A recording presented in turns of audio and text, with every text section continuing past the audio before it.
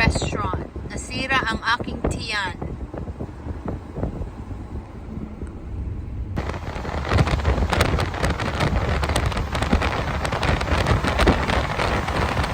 Cine Hotel ngayon.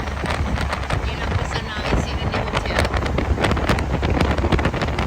Honey, slow down. Getting way too fast. Somebody.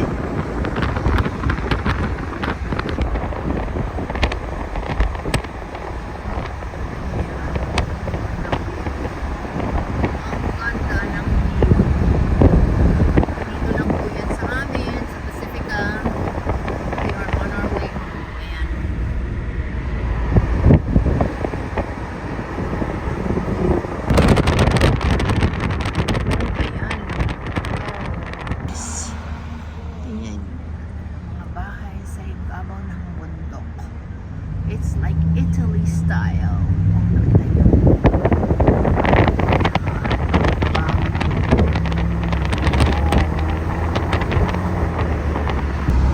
We are approaching the tunnel. Ayan po yung tunnel. Ito po ay ikinurba nila yung yung tunnel sa loob ng bundok para maging daan kasi nagta-traffic doon sa edge ng cliff ng bundok. So ginawa nila, dito sila nagpunta sa loob ng bundok. Oh, kita nyo? This is the tunnel. This is about a mile. I don't know how many is that in kilometers. 2.2 kilometers, I guess. A mile is 2.2 kilometers. Ayan. And this is earthquake proof. O, diba? O, kita nyo?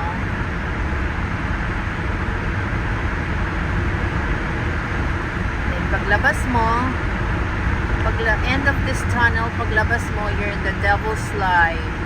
Kaya tinawag kong Devil's Slide yan kasi, yun nga po, sa gilid ang daan.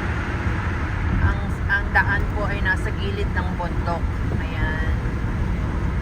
Ayan po ang Devil's Slide. Ngayon, i-widen na nila. Ayan yung bahay. Nagtirang bahay na lang. Dalawa po. Ayan, natira na lang yung bahay nila. Ayan.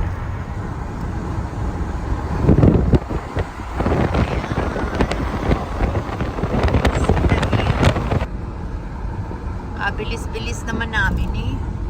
Parang meron kaming hinahabol. Wala naman kaming appointment. Tapos na.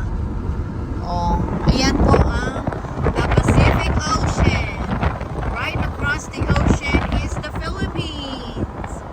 Yay! Next Saturday, nandiyan na ako sa Pilipinas. Diba? Ocean po yan. Super lamig yan.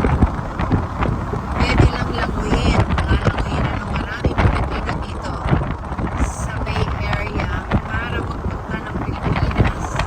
Kaso po sobrang lamig. Ayun may ship. It's a cargo ship. Nakita nyo doon sa dulo. Ayan ang aming binabaybay.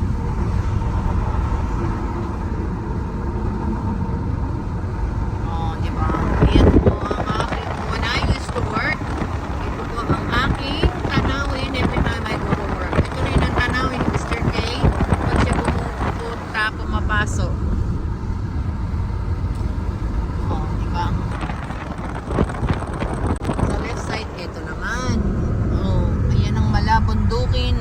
farms. Ayan ang farms. Ayan. Kaya dito ulit tayo sa ocean. So this whole area is all beach. Maraming beach. May Montara Beach and all sorts of beach. Ayan o. Coastal access. Coastal access. Ayan o. Ang mga bahay na nandyan sa gilid ay naku, milyones po yan. Mababa na yan ang $6 million ang mga bahay-bahay na yan. Pinakamababa na yan ay 6 million. Hindi naman ang kanilang tanawin.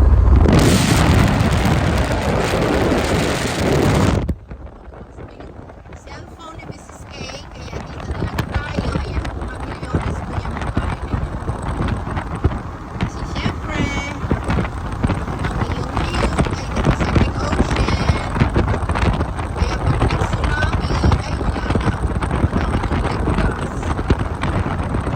But I guess they don't mind. Hindi naman kasi nagsusunami dito.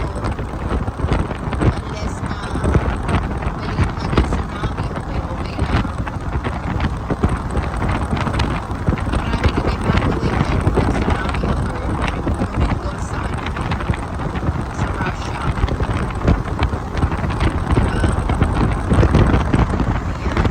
Tingnan yung bahay dyan, oh. Yan, oh. Tingnan nyo. Mga milyones yan. Yes. Bahay dyan.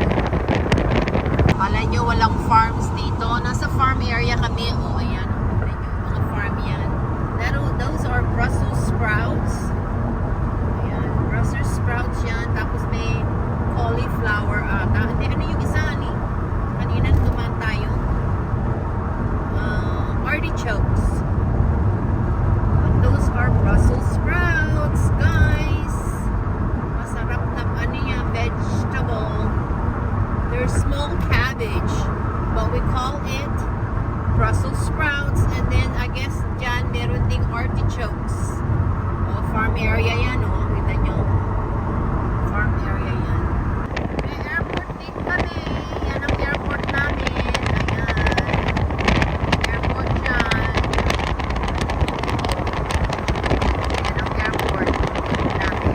Yes. Small planes. May mga milyones na ano. Mga bahay dyan. May mga syempre sila private plane. Ayan. Mga restaurant. This is the harbor area.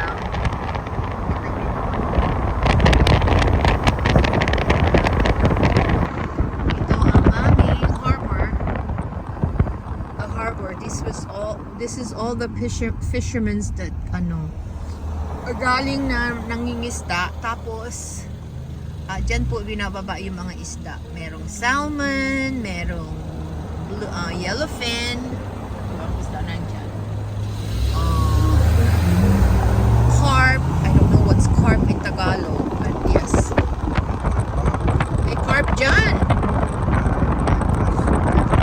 Striped bass. Ayan, dyan po. Ayan, yung mga milyones na may mga kanya-kanyang yacht sila nandyan. Dyan nila yung tinatawag. Ganyan din yung mga isda. Diba? Ayan naman ngayon ang Sam's Chowder, which is well known for oyster chowder, from chowder. Yan yung famous. Ito yung mga hotel. The Beach House Hotel. Yan. Tapos yung camper. Yan. Campgrounds. Campers, RVs. Yung mga ganyan. Yan na ngayon ang Legenti. Dito naman ang mga nagsusurf. Nag-surf si Mr. K dyan. Wala niya ba?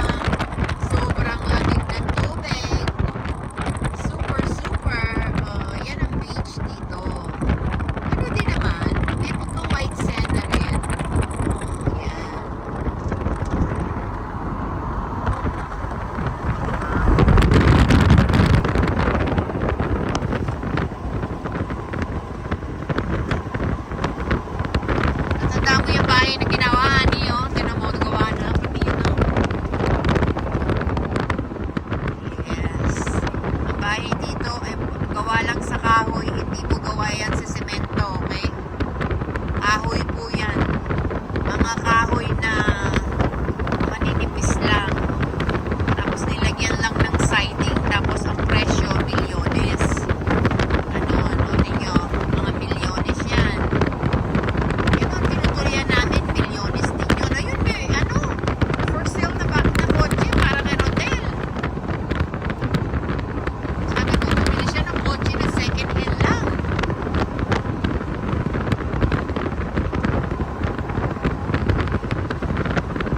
Yan, mga hotel yan po dito. Ayan. O, diba?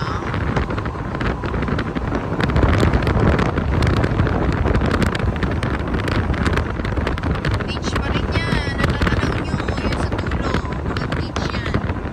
Beach area. Kaya ako nakatira ako sa Beach Avenue. Milyones din. O, nakita nyo. Ayan, o. The ocean na yan. Malapit na tayo. Ayun ang sunflower farm. O, kita nyo. Malapit na tayo. Ayan na. Ayan na. Paliko na si Mr. K. Nagmamadali. Hindi ko maintindihan. Parang natatae ata. O.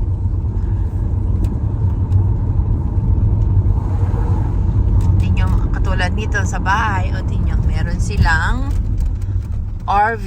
Ayan, ako, itutour pa kayo ni Mr. K. Oh, ito ay hindi namin street. Likod. Likod namin to. Pero yan yung beach. Ayan yung beach sa harap nyo. Oh, di ba? Yung mga bahay. Oh, ayan, may mga yacht sila. Oh. Wow. Dapat meron din tayong ganyan, honey. Oh. Hindi naman nila nilalabas. Nangangalawang na. Oh, ayan. Nakita nyo. Likod namin to. Doon sa likod bahay namin, ito yung nasa likod ng mga bahay-bahay. Oh, Sa ayan. may atin dito lang. I don't know. I don't know. Kita nyo yung bahay na yan. Tingnan nyo sa corner lot na yan. Oh. Ang likod niya ay beach. Tapos may walkway dyan. Pwede ka mag-walkway. Kaya lang, tinatamad si Mrs. K mag-walk dyan. Oh, tingnan nyo yung bahay na yan. Oh, ang ganda. Oh, di ba? Bago isa lang ang tao dyan na nakatira. Ganyan lang po. Isa-isa lang ang bahay. Oh, yan. Eto na kami ngayon sa Beach Avenue. Si Richard, ayun na. Ayun na si Richard sa kapatid ni Bob. Eto na kami. 410 Beach Avenue. Ayan na. Sa kaliwa nyo na. Ayan na. Oh. Push the button. Alin ba dyan? The last one to the left. You gotta push it, honey.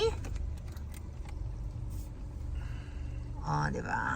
Eto na kami. Ayan na si Habibi Rai. Hubby David and Hubby Rai. Hello, Hubby Rai. Hello, Hubby David.